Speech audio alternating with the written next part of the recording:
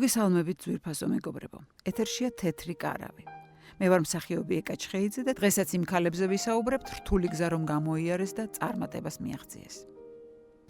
მოგესალმებით. მე ვარ ნინი, 45 წლის ქუთაისიდან.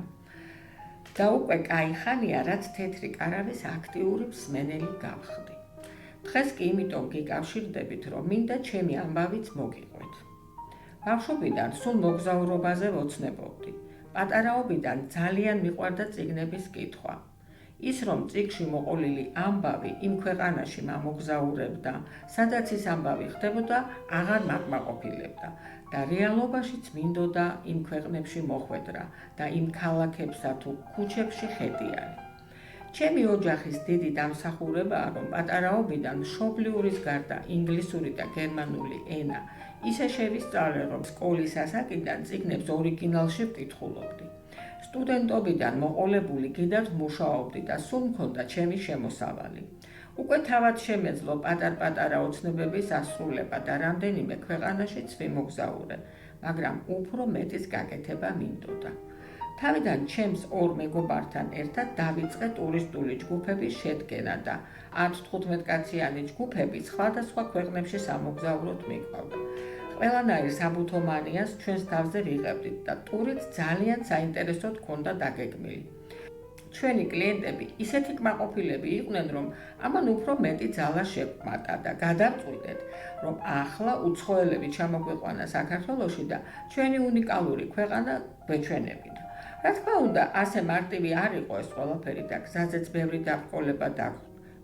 მაგრამ როცა მიზანი გაქვს და ამ მიზნის მთავარი მამოძრავებელი ღერძი მარტო ფულის შოვნა არ არის, გულწრფელად გინდა რომ შენი სამშობლო სხვასაც გააცნო და შეაყვარო, არ შეიძლება რომ არ გაგიმართლოს. 18 წელია რაც ამ ბიზნესში ვარ და ჩვენი ტურისტული სააგენტო მსურველების რაოდენობას ვეღარ აუდის.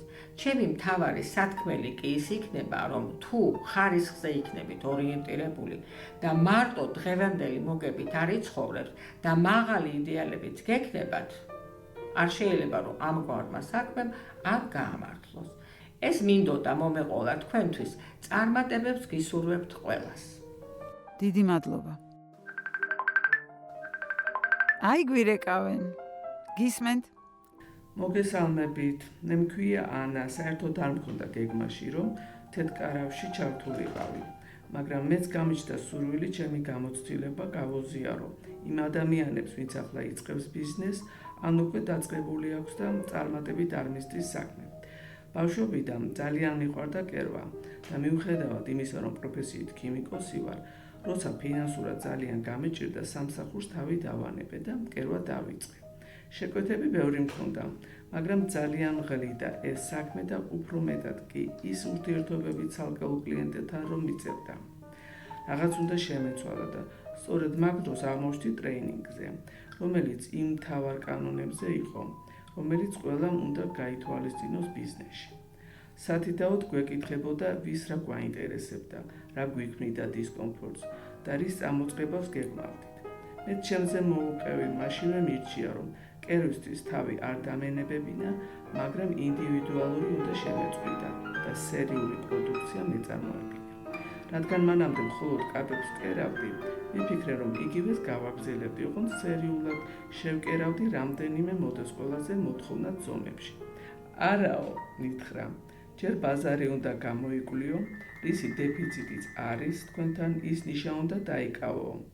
ცოტა კი გამიკვირდა ეს როგორ უნდა გამერკვია, მაგრამ მალე ამაშიც დამეხმარა და აღმოჩნდა, რომ იმ ეტაპზე ყველაზე დიდი მოთხოვნა იყო ნაჭრის მხარზე გადასაკით ჩანთებზე, იმიტომ რომ ყველა ქალს შეეძლო მისი პატარა ჩანთით ტარება.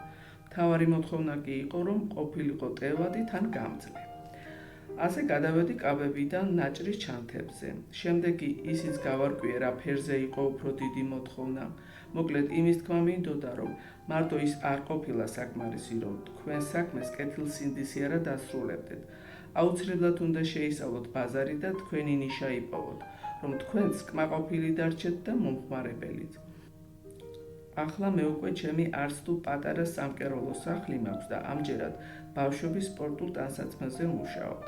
ძალიან დიდი მოთხოვნაა ჩემს საქონელზე და არა იმიტომ, რომ უფრო დაბალ ფასში მყიდით, ვიდრე უცხოეთიდან შემოტანილ საქონელს ადევს. პირიქით, უფრო ძვირი ცხირს.